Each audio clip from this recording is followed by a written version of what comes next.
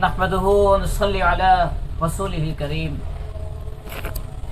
میرے اساتذہ کرام، مہمان گرامی اور میرے ہم مکتب ساتھیوں، السلام علیکم۔ اپنی سوچ اور تخلیل کی طہارت سے سجے لفظوں کو اور کے غلاب سے مشکبار کر کے روح کی پاکیزگی اور وجدان کی شائستگی سے سیرت النبی صلی اللہ علیہ وسلم کے موضوع پر اظہار خیال کرنا چاہوں گا۔ حضور اکرم سید عالم محمد صلی اللہ علیہ وسلم کی ذات ببرکات اعلیٰ و اشرف و اقوا ہے۔ ان تمام کمالات و محاسن کا احاطہ کرنا اور بیان کرنا انسانی قدرت سے باہر ہے، کیونکہ وہ تمام کمالات جن کا اس عالم امکان میں تصور ممکن ہے سب نبی کریم محمد مصطفیٰ صلی اللہ علیہ وسلم کو حاصل ہے۔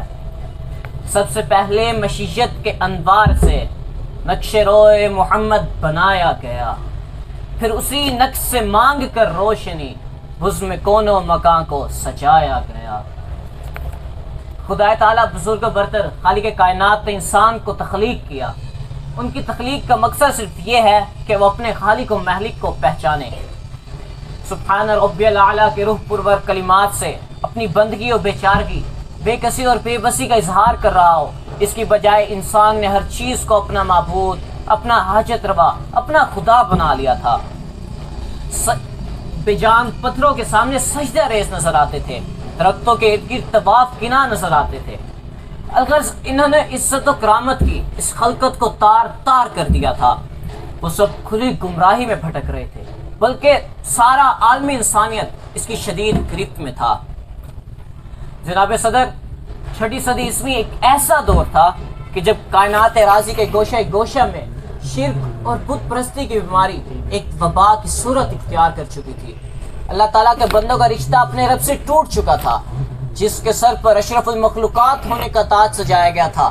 اس آدم کی اولاد صرف خدا فراموش ہی نہیں، بلکہ خدا فراموشی کے باعث خود فراموش بھی بن چکی تھی۔ کتاب فطرت کے سر ورق پہ جو نام احمد رقم نہ ہوتا تو نقش ہستی ابھر نہ سکتا، وجود لوح و قلم نہ ہوتا، زمین نہ ہوتی، فلک نہ ہوتا، عرب نہ ہوتا، عجم نہ ہوتا، یہ محفل کن فکا نہ ہوتی، وہ جو امام امم نہ ہوتا۔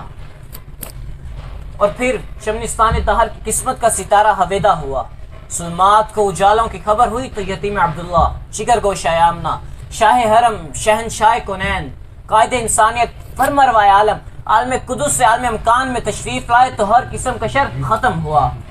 کلیسائے روم ویران ہو گئے، آتش کدہ کفر سرد ہوا، صنم خانوں سے توحید کے نغمات اٹھنے لگے، مجوسیت کا شرازہ بکھر گیا۔ فارس کے 1000 سالہ آتش نے تمازت کو خیر بات کہا، اباطیل کے ستوت کے کنکرے گرنے لگے۔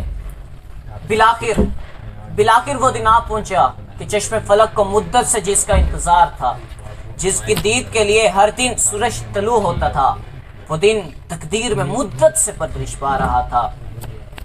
اس روز مردہ دلوں کو زندگی بخشنے والے، ظلمات کو طمانینت دینے والے، باطل کی گھٹے ٹوپ اندھیروں میں بھٹکنے والی قوم کو صراط مستقیم کا درس دینے والے، سید الاولین سید الآخرین، اشرف الانبیاء خاتم الانبیاء، امام انبیاء حضرت محمد مصطفیٰ صلی اللہ علیہ وسلم کی مکہ کی وادی میں ولادت ہوئی۔ جناب صدر، میرے محمد کریم جیسا اس دنیا میں نہ کوئی آیا اور نہ ہی کوئی آئے گا۔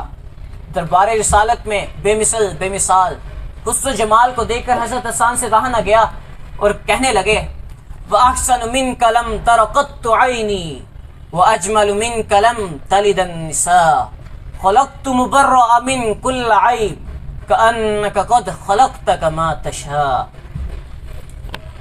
اعجاز کے باب میں کیا کہوں، زبان گنگ ہو جائے، الفاظ ختم ہو جائیں، مگر اعجاز ختم نہ ہوگا، نہ کمال ختم ہوگا۔